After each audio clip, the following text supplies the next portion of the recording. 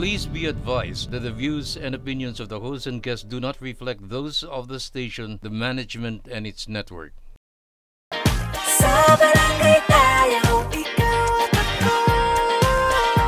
Nagbibigay ng aral sa mga kagawad at kapitan. Sa barangay tayo. Welcome back po mga kabarangay. Nandito po tayo sa ating kinagigiliwang segment, ang Usapang Politika.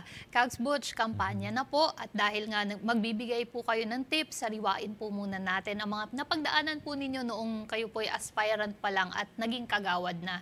Ano po ba ang mga natutunan ninyo nung kayo po ang tumatakbo? Medyo kinabahan naman ako ng statement mo. Sariwain natin ang iyong naging experience sa buhay. Opo. Mahirap yun pag sinariwa ko. Hindi, joke lang.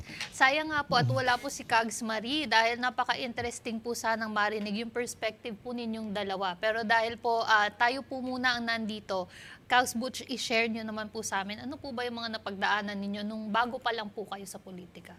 Wow. Well, huhulaan ko muna yung kay Kags Marie kasi na-mention mo si Kags Marie. No? Kasi magkaiba kami ng dating sa politika. Si Kags Marie at the age of 16, pumasok na siya sa politika at nagpapapanalo. Walang talo si Kags Marie.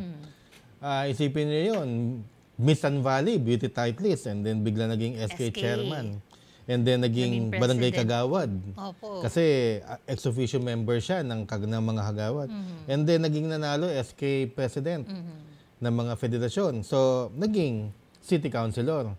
So, wala talagang talo at 3-term kagawad. So, ibang perspective niya. Nagsimula 16. And then 16 years later, ngayon nga, 30 mahigit na siya, bata pa rin siya. Unlike me, nagsimula ako sa politika, I was in my 40s na.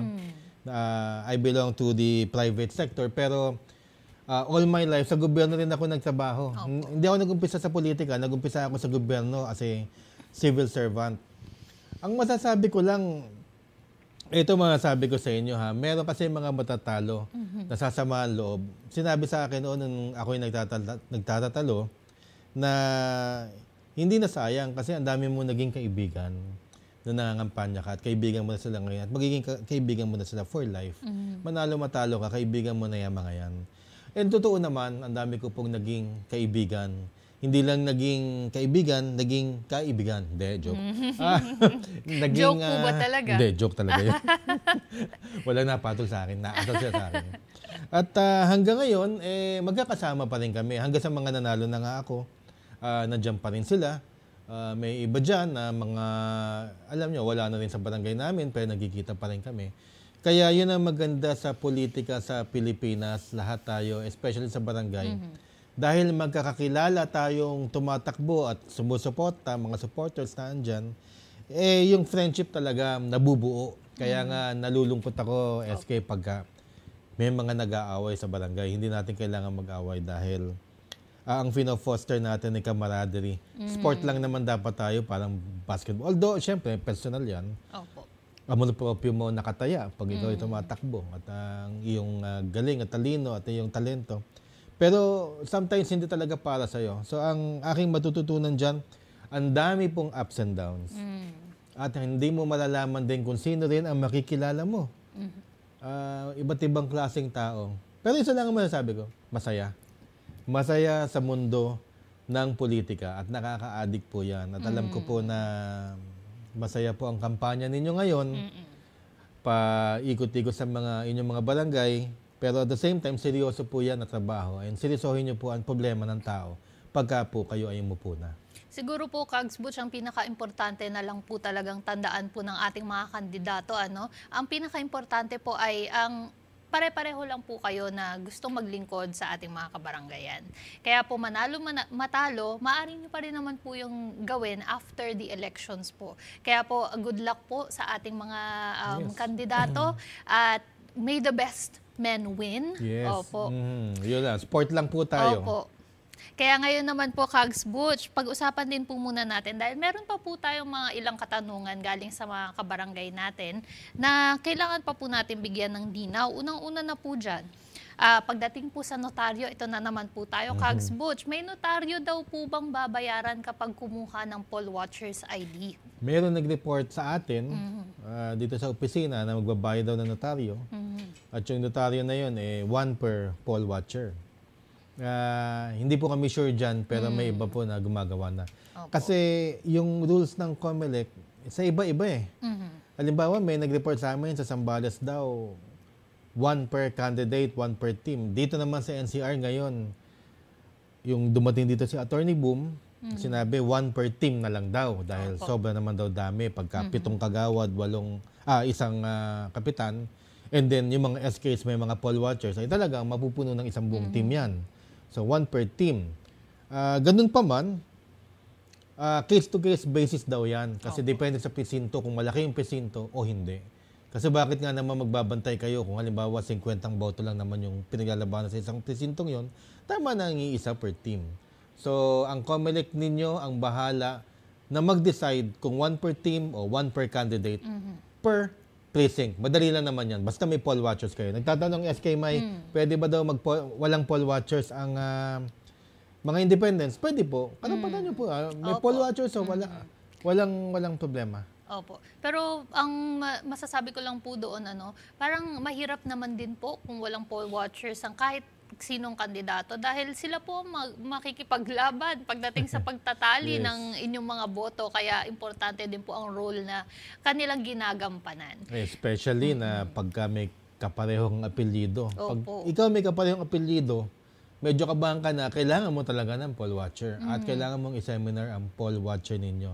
Siya nga pala, yung poll watchers daw, yung qualifications daw, kung pwede daw kamag-anak ng kandidato. Opo, mas maganda nga kung kamag-anak ninyo, asawa ninyo, anak ninyo, pinsan ninyo. Mas maganda, unang-una libre. Pangalawa, pagkalaban ho kayo talaga niya, hindi kayo pababayaan. So, wag na ho kayo masyadong mahal sa qualifications. Kahit sino pwede maging poll watcher, basta tao ninyo. At ipaglalaban ang boto nyo at na-seminar ninyo doon sa pinag-usapan natin. Pwede nyo i-binge watch po yun sa YouTube channel po namin. Opo.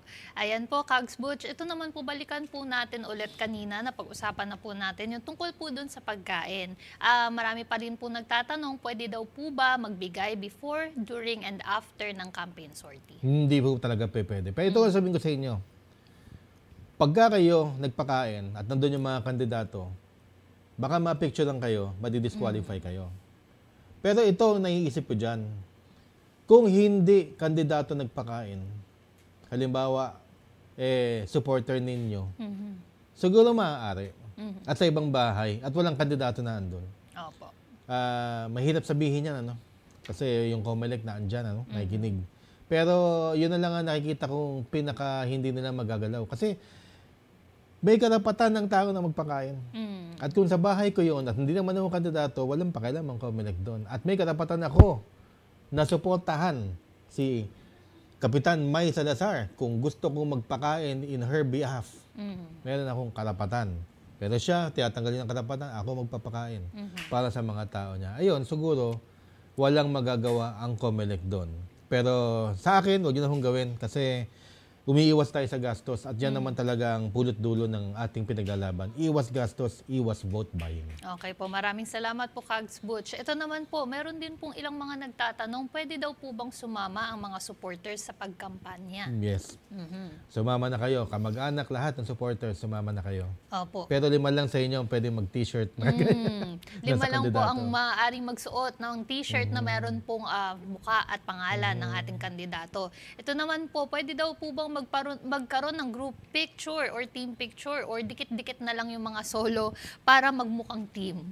Pwede ang team pick, pwede ang solo pick, basta 2x3. Wala nang lalampas doon. Yung 2x3 na solo, o kaya team, tayo pinagdikit-dikit ninyo, bawal. Yun ang pinakasimpleng expression. Paano kung sa bahay? Well, hindi rin daw pwedeng dikit-dikit kahit na may paalam kayo. Kasi pag pinicturean yan, the election violation, hindi na magmumukhang 2x3, magmumukhang napakalaki na collage.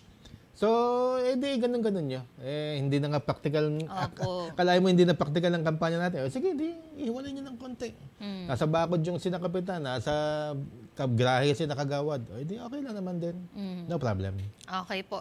Paano naman daw po, Kags, yung jingle? Pwede pa rin daw po ba ito? Pwede po. Okay po. Ito po, Kags Butch, ano po magbibigay niyong advice sa mga tumatakbong aspirants ngayon para sa kapitan at kagawads? Kagaya ng napag-usapan natin ng SK May noon, sipag lang ang puhunan ninyo. Dahil ang mga kalaban ninyo well-established. Pero kung may butas o mayroong bakante mga posisyon na pinaglalabanan nyo, sipag lang talaga, wala nang matutulog. Isa pang advice ko dyan, kilalanin ninyo yung mga leader sa kakausapin ninyo sapagkat pag nakuha yung leader sa kaaway ng taong bayan, wala kang makukuha ang boto kahit na napakabait mo at napakagaling mo. Third, ang magsabi sa iyo na dito sa lugar panalo ka na, huwag ka na mangampanya, huwag mong paniniwalaan yun. Natatalo ka dun. So, lahat na nagsabi sa akin, SK, na Butch, panalo ka na dito sa lugar namin. Naniwala naman ako, talo ako dun. Kaya, balikan nyo ng balikan at himukin nyo ng himukin. Alam nyo, isa sa pinaka-effective na kampanya, sabihin nyo wala kayong pera, pero ito, hindi mabibili at hindi kakayanan ng pera, itong gagawin ko para sa barangay. Paano naman po para sa mga incumbent na tatakbo pong kapitan at kagawad? Meron po ba kayong mabibigay na advice, Kags? Maraming beses ako naging aspirants, no? Tapos, 2 beses ako naging incumbent. Yung incumbent talaga, takbong mayaman yan, eh. Talagang tipong sa basketball nakashoot, ang ganda ng takbo talaga, eh. Sa akin, i-maintain nyo lang yan. Huwag kayong papakitang umiinom.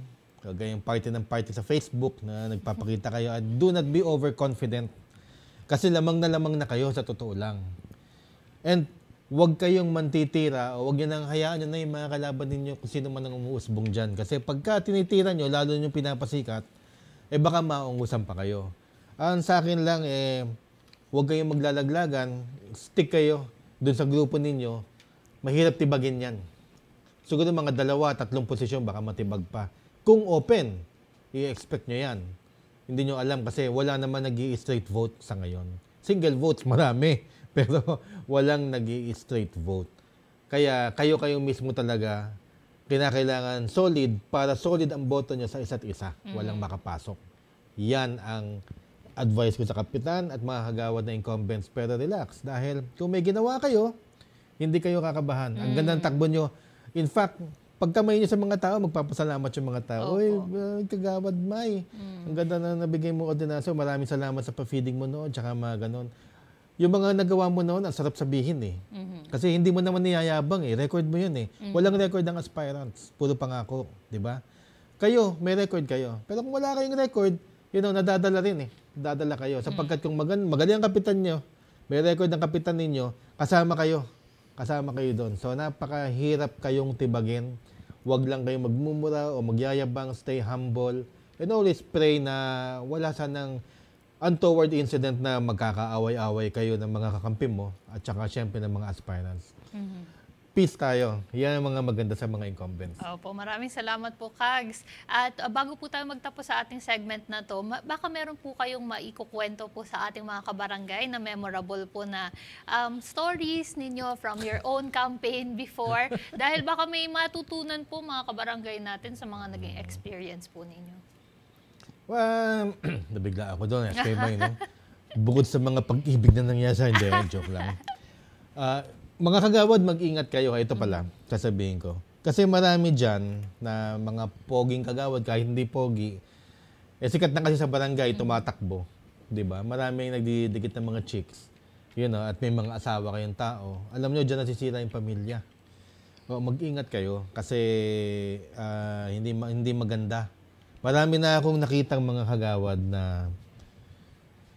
na nadala ng kanilang kasikatan sa barangay nila at nagkaroon sila ng side chick. And then, nagkaroon ng side chick, nasira ang pamilya, tapos pati siya nasira. Opo. Kinatalo nila. Yung iba naman, kinasama ng loob, may gana lang. Nagkakasakit. At, alam mo, may iba dyan, wala na. Hindi na ako magme-mention. Dahil nga, nagkagulo-gulo na. Mahirap ang politika. Kasi kung hindi ka marunong mag-control, wala kang self-control, maaari kang maging corrupt, maaari kang maging hayop sa laman, dahil nandyan lang yung taong bayan At pwede kang maging sinungaling at napakayabang na tao. Yan ang mga temptations na iiwasan ninyo pag kayo'y nakaupo.